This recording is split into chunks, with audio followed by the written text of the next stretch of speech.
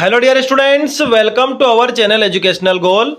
और हमारी जो लगातार सीरीज चल रही है क्लास 10th इंग्लिश के लिए, जिसमें हम हर चैप्टर के यूनिट के एमसीक्यूज देख रहे हैं, मल्टीपल चॉइस क्वेश्चंस देख रहे हैं। उसमें आज हम ये 4th वीडियो लेकर के आए हैं और आज हमारी जो 3rd यूनिट है जिसका नाम है 2 स्टोरीज अबाउट फ्लाइंग, उसमें आज दूसरा जो चैप्टर है द ब्लैक एरोप्लेन, उसके सारे ऑब्जेक्टिव्स हम देखने वाले हैं।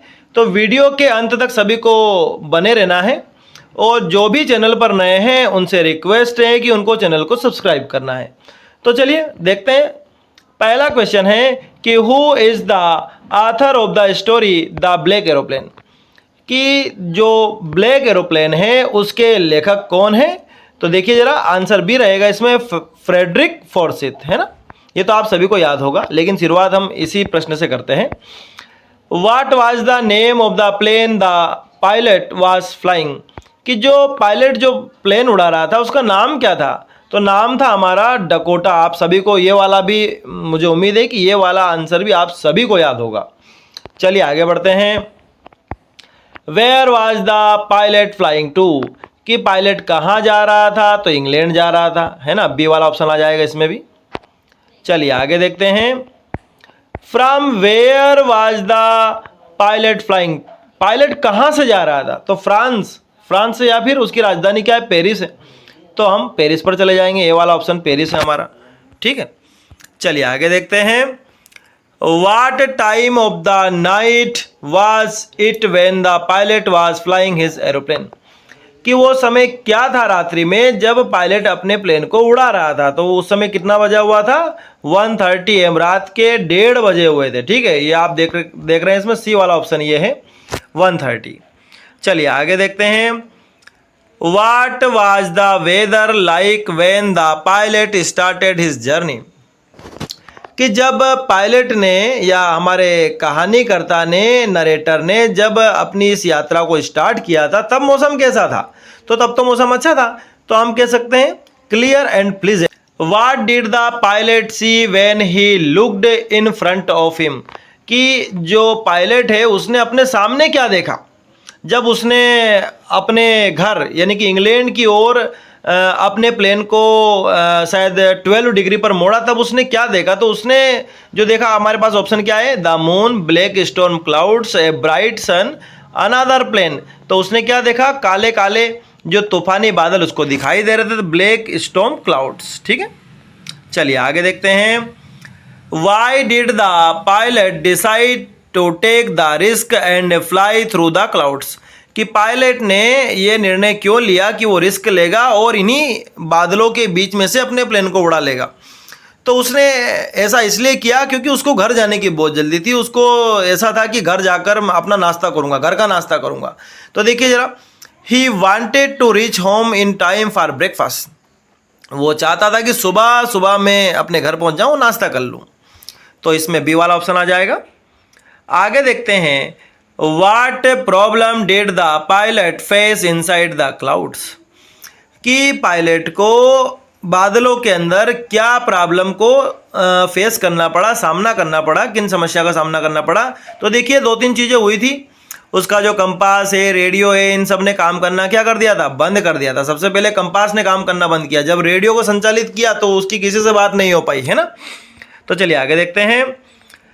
What did the pilot see inside the black clouds, pilot ने उन काले बादलों के अंदर क्या देखा। तो क्या देखा था उसने, ब्लैक एरोप्लेन, ठीक है, जो हमारे चैप्टर का नाम भी है, द ब्लैक एरोप्लेन।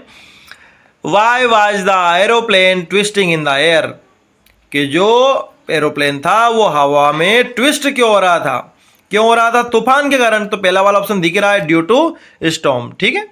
तो पहले वाला ऑप्शन पर हम टिक करेंगे, ड्यू टू स्टॉर्म। चलिए आगे देखते हैं।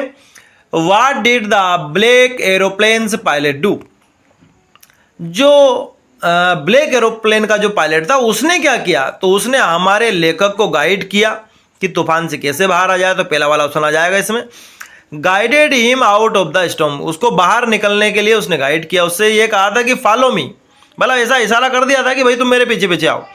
और ये हमारा जो लेखक है ये भी एक ओबीडियंट स्टूडेंट की भांति उसने बात मान ली थी कि बिल्कुल मैं आपके पीछे पीछे ही आ रहा हूँ। चलिए आगे देखते हैं। Which control station did the pilot contact on his way back, कि कौन से कंट्रोल स्टेशन पर कांटेक्ट करने की कोशिश करी थी जब वो अपने घर वापस जा रहा था। तो उसने पेरिस कंट्रोल पर ही बार बार फ़ोन लगाया था, मतलब उसने रेडियो कॉल किया था, है ना, ये आपने चैप्टर में पढ़ा होगा। चलिए आगे देखते हैं। What did the pilot see after coming out of the clouds, कि पायलट ने बादलों से बाहर निकलने के बाद क्या देखा। तो उसने देखा रनवे की लाइट, किसी एयरपोर्ट की, है ना, the runway lights off an airport. चलिए आगे बढ़ते हैं। What looked like black mountains, वो क्या है जो काले बादलों के समान दिखाई दे रहे थे। तो वो क्या थे, वो थे स्टॉर्म क्लाउड्स, तूफान वाले बादल, जो किसके समान दिखाई दे रहे थे, बिल्कुल काले पर्वतों के समान, माउंटेन्स के समान दिखाई दे रहे थे, है ना। चलिए आगे देखते हैं।